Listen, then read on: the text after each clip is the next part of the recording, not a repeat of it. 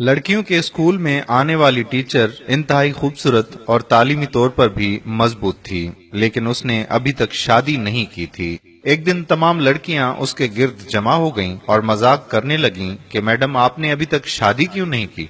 Madam ने दास्तान कुछ यूं शुरू कर दी। उसने कहा कि एक औरत की 5 बेटियां थीं। शोहर ने उसको धमकी दी कि अगर इस बार भी बेटी हुई तो उसकी बेटी को बाहर किसी सड़क या चौक पर फेंक आऊंगा।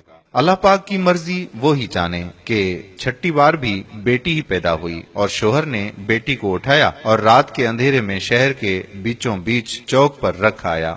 माँ पूरी रात उस नन्ही सी जान के लिए दुआ करती रही और बेटी को खुदा के सुपर्द कर दिया। दूसरे दिन सुबह वालिद जब चौक से गुजरा तो देखा कि कोई बच्ची को नहीं लेकर गया। बाप बेटी को वापस घर लाया, लेकिन दूसरी रात फिर बेटी को चौक पर रख आया। ये अमल वो रोज करता रहा। हर बार वालिद बाहर रखा था और जब कोई लेकर नहीं जाता तो मजबूरन वापस उठा लाता, यहाँ तक कि उसका बाप थक गया और अल्लाह की मर्जी पर राजी हो गया। फिर अल्लाह ने कुछ ऐसा किया कि 1 साल बाद माँ फिर पेट से हो गई और इस बार उनके यहाँ बेटा हुआ, लेकिन चंद दिन बाद बेटियों में से एक की मौत हो गई। यहाँ तक कि माँ 5 बार पेट से हुई और 5 बेटे हुए, लेकिन हर बार उसकी बेटियों में से एक इस दुनिया से चली जाती। सिर्फ एक ही बेटी जिंदा बची और वो वही बेटी थी जिससे बाप जान छुड़ाना चाह रहा था। माँ भी इस दुनिया से चली गई और इधर 5 बेटे और 1 बेटी सब बड़े हो गए।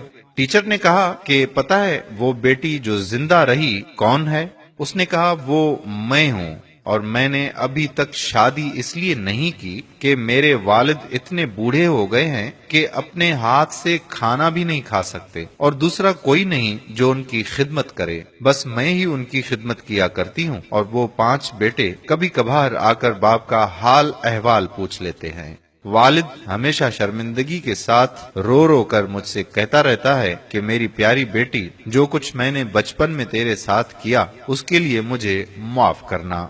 टीचर कहने लगी कि मैंने कहीं बेटी के बाप से मोहब्बत के बारे में एक प्यारा किस्सा पढ़ा था कि एक बाप बेटे के साथ फुटबॉल खेल रहा था और बेटे का हौसला बढ़ाने के लिए जानबूझकर हार रहा था।